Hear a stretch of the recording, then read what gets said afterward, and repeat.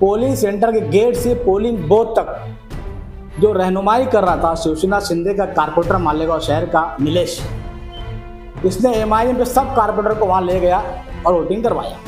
इसलिए जग जाहिर है पूरे शहर ने अपनी आंखों से देखा। ये कोई इल्ज़ाम नहीं है, लेकिन कहने का मतलब यह है कि इत्तेहादुल मुस्लिमीन के नाम पर बनने वाली पार्टी, इसके अंदर खुद इत्तेहाद नहीं है। ये काहे का इत्तेहादुल मुस्लिमीन? ये सिर्फ इनको चाहिए पैसा। ये बेज़मीर लोग हैं, इनका कोई ज़मीर नहीं है। समाजवादी के कारपोरेटर से एक पत्रकार ने सवाल किया तो उन्होंने कहा कि हमने तानाशाही के खिलाफ वोट दिया। शहर जानता है आपने तानाशाही के खिलाफ नहीं, नानाशाही के लेकर वोट दिया। ये जो कांग्रेस है, ये कांग्रेस नहीं है, ये भाजपा कांग्रेस है मालेगांव शहर के अंदर। इन्होंने निकलते से ऐसा निशानी बताई हमारे जो चेयरमैन साहब हैं कि जो जीतेगा वो हमारा आमदार। ऐसा क्यों नहीं बोलेंगे जिससे हमने पैसा लिया वो हमारा आमदार?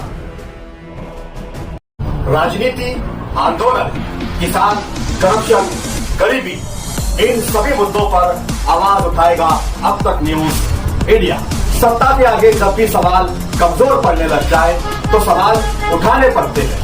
बोल के लफ्ज आजाद है तेरे, बोल के सच जिंदा है अब तक। नासिक एमएलसी के रिजल्ट आए, आप लोगों ने देखा होगा। नासिक एमएलसी में 2 कैंडिडेट थे। एक राजेंद्र दराड़े जो शिवसेना शिंदे से थे, वो शिवसेना शिंदे जिसने हज़रत मोहम्मद सल्लल्लाहु अलैहि वसल्लम की शान में गुस्ताखी करने वाले महाराज की पुश्त पनाही की थी। और दूसरे कैंडिडेट थे बीजेपी के बागी या बीजेपी के तायद करता उम्मीदवार, जिनका नाम है गीते। आज रिजल्ट आया, आज गीते जो है तो उनको कामयाबी मिली और गीते ने बाहर निकलते ही स्टेटमेंट दिया कि हमको मालेगांव शहर से इस्लाम पार्टी का समर्थन रहा और इस्लाम पार्टी के लोगों ने हमको वोट किया, हम उनका शुक्रिया अदा करते हैं। कहने का मतलब यह है कि मालेगांव शहर में इत्तेहादुल मुस्लिमीन, मुसलमानों के अंदर इत्तेहाद लाने वाली जमात, एक सियासी पार्टी इस्लाम पार्टी, जिन्होंने फ़िरका परस्तों के नाम पर मालेगांव शहर में वोट मांगी, और ये दोनों कैंडिडेट जो थे वो फ़िरका परस्त पार्टियों से इनका संबंध है। औरंगाबाद में भी एमएलसी के चुनाव हुए, वहाँ पर एमआईएम इत्तेहादुल मुस्लिमीन के जो खासदार साहब हैं उन्होंने बाइट दिया कि हमने औरंगाबाद से फ़िरका परस्त पार्टियों के खिलाफ उनके सामने हमने हमारा उम्मीदवार खड़ा किया। भले ही एमआईएम के 38 कारपोरेटर है, 38 ही वोट हमको मिलेंगी, लेकिन हम फ़िरका परस्तों के साथ नहीं जाएंगे और फ़िरका परस्तों को सपोर्ट नहीं करेंगे। और मालेगांव शहर में एमआईएम के लोग, एमआईएम के कारपोरेटर्स, एमआईएम के ज़िम्मेदारान ने शिवसेना शिंदे के कैंडिडेट को वोटिंग की।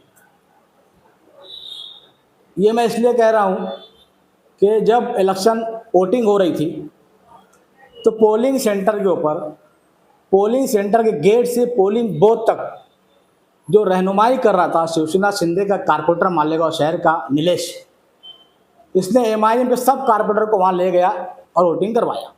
इसलिए जग जाहिर है पूरे शहर ने अपनी आंखों से देखा। ये कोई इल्ज़ाम नहीं है, लेकिन कहने का मतलब यह है कि इत्तेहादुल मुस्लिमीन के नाम पर बनने वाली पार्टी, इसके अंदर खुद इत्तेहाद नहीं है। औरंगाबाद शहर में ये शिंदे पार्टी को नामूस रिसालत पर वोट नहीं करते हुए इन्होंने अपना खुद का कैंडिडेट खड़ा किया और मालेगांव शहर में ये शिंदे को वोट दे रहे हैं। ये काहे का इत्तेहादुल मुस्लिमीन? ये सिर्फ इनको चाहिए पैसा। ये बेज़मीर लोग हैं, इनका कोई ज़मीर नहीं है। रहा इस्लाम पार्टी का, इस्लाम पार्टी और सेकुलर फ्रंट, इन्होंने गीते को वोट दिया। ये आज खुल कर कह रहे कि हमने गीते को वोट दिया, और गीते साहब भी कह रहे कि इस्लाम पार्टी ने वोट दिया। कल तक ये कह रहे थे जब वोट देकर इस्लाम पार्टी के जो गढ़ नेता है उनसे सवाल किया गया कि आपने वोट किसको दिया, बोले हम क्यों बताएं किसको वोट दिया। और जब समाजवादी के कारपोरेटर से एक पत्रकार ने सवाल किया तो उन्होंने कहा कि हमने तानाशाही के खिलाफ वोट दिया। शहर जानता है आपने तानाशाही के खिलाफ नहीं, नानाशाही के लेकर वोट दिया। किसने कितना पैसा लेकर किस पार्टी को वोट दिया ये पूरे शहर में जग जाहिर है, किसी को बताने की जरूरत नहीं है, ये हमारा इल्ज़ाम भी नहीं है। और कांग्रेस पार्टी का वो कारपोरेटर जिसने बीजेपी से गठ बनाकर कारपोरेशन के अंदर, मेयरशिप के अंदर, मेयर के इलेक्शन के अंदर गठ नेता बना, जब आवाम ने उसकी मुखालफत की कि आप बीजेपी से गठ नेता बनकर कैसे सपोर्ट कर सकते हैं, इन्होंने जाके गठ तोड़ने का एक ड्रामा रचा और ये बताया कि हमने गठ तोड़ दिया। लेकिन आज भी उनका गठ है। ये जो कांग्रेस है ये कांग्रेस नहीं है, ये भाजपा कांग्रेस है मालेगांव शहर के अंदर। इन्होंने निकलते से ऐसा निशानी बताई हमारे जो चेयरमैन साहब हैं कि जो जीतेगा वो हमारा आमदार। ऐसा क्यों नहीं बोलेंगे जिससे हमने पैसा लिया वो हमारा आमदार।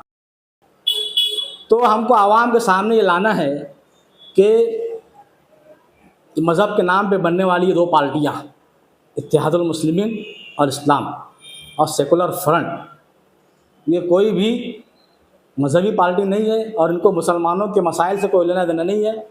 ये सिर्फ सौदेबाजी करने वाली पार्टी है। इनका जहाँ फ़ायदा होगा ये वहाँ पर वोट करेंगे।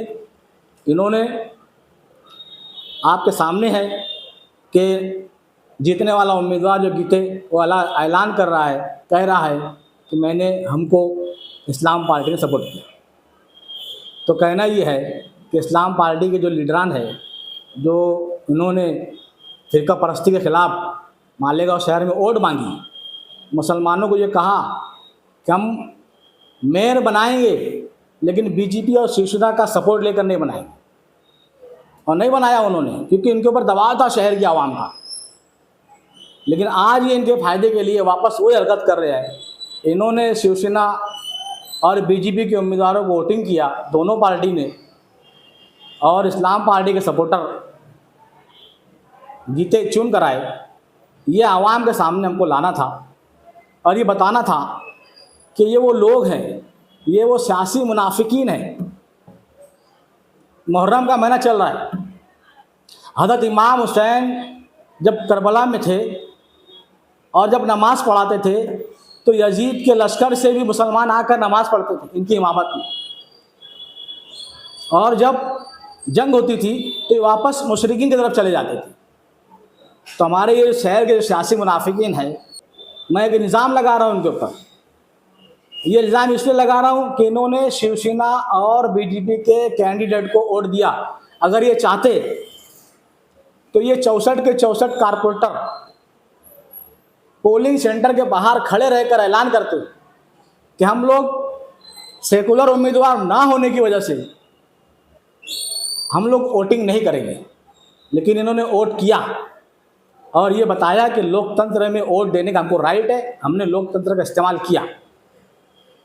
इस तरीके से शहर की आवाम को बेवकूफ़ बनाना, इनसे वोटें हासिल करना और फिर जाकर फ़िरका परस्तों की गोद में बैठ जाना, ये शहर के सामने लाने का काम social democratic party of India SDPI कर रही है। आप हमारे अब तक न्यूज चैनल को सब्सक्राइब कर बेल आइकन को प्रेस कर दें, और अगर आप हमारी मदद करना चाहते हैं तो आप हमारे ज्वाइन का बटन दबाकर हमारी मेंबर साझी भी आप ले सकते हैं। इससे आप हमारी मदद भी कर देंगे और हमारी बेबाकी को चार चांद लगाने का काम भी करेंगे। तुबा कॉस्मेटिक कंप्लीट स्किन सॉल्यूशन आपके लिए लाया है धूप से बचाने वाली डे क्रीम, सौंले चेहरे को गोरा करने वाली नाइट क्रीम, फुंसियों के लिए TC skin cleaner and serum, सर्दी में जिल्दों को ताजा रखने वाला मॉइस्चराइजर, 7 दिनों में गोरा करने वाली क्रीम, आंखों के नीचे कालापन को दूर करने वाला TC डार्क वे सीरम, हाथ और गर्दन का कालापन दूर करने वाला साबुन। हमारा पता याद रखें, कुसुम्बा रोड, औलिया मस्जिद के सामने, तुबा कॉस्मेटिक कंप्लीट स्किन सॉल्यूशन।